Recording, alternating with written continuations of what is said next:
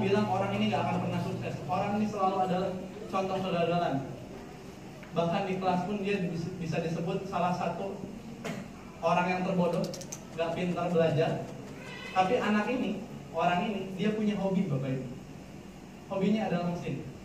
Setiap hari dia mengayuh sepeda 2-3 km untuk melihat sebuah traktor. Melihat sebuah traktor yang ketika dia lihat, biasa aja sebenarnya traktornya. Cuma dia melihat kinerja mesin, cara kerja mesin, dan dia jadi tertarik dengan hal itu. Di hari itu akhirnya dia memutuskan, pokoknya suatu saat nanti saya akan membuat mesin saya sendiri. Walaupun banyak orang yang bilang gak akan pernah bisa. Dan akhirnya di usia 14 tahun dia memutuskan untuk berhenti sekolah, dan dia bekerja di sebuah bengkel Bapak Ibu. Ya, bekerja di sebuah bengkel, dan bengkel orang.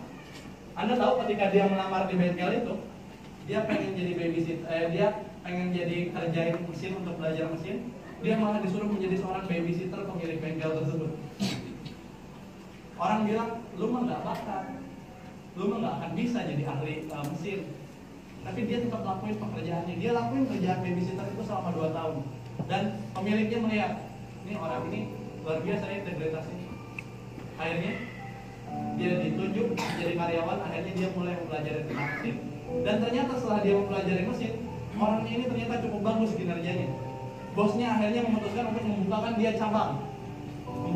cabang, dan dia punya cabang sendiri. Akhirnya di sana dia bisa belajar tentang mesin lebih jauh. Dia membuat sebuah piston di bengkel cabang itu.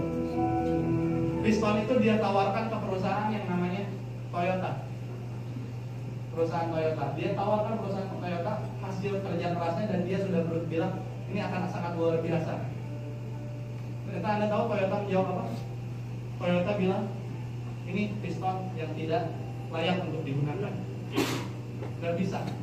Pokoknya piston kamu kita ditolak pistonnya. Dan akhirnya memang benar-benar gak bisa.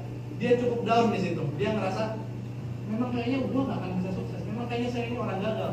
Tapi dia bangkit dari kegagalannya itu, dan dia akhirnya memutuskan untuk kuliah, belajar lagi tentang mesin.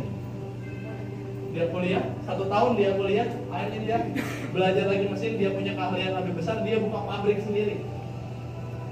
Bapak Ibu. Pabrik yang dia buka ini bisa berjalan, dan dia udah berpikir kayaknya di sini saya bisa membuat piston yang lebih baik. Dan Anda tahu, ketika dia udah punya piston itu, ketika dia udah siap dengan piston itu, dia udah punya piston yang lebih baik, dia udah membuat piston yang lebih baik, tiba-tiba perusahaannya kena bom Bapak Ibu. Anda tahu Jepang waktu itu kena perang? Ya, semua orang.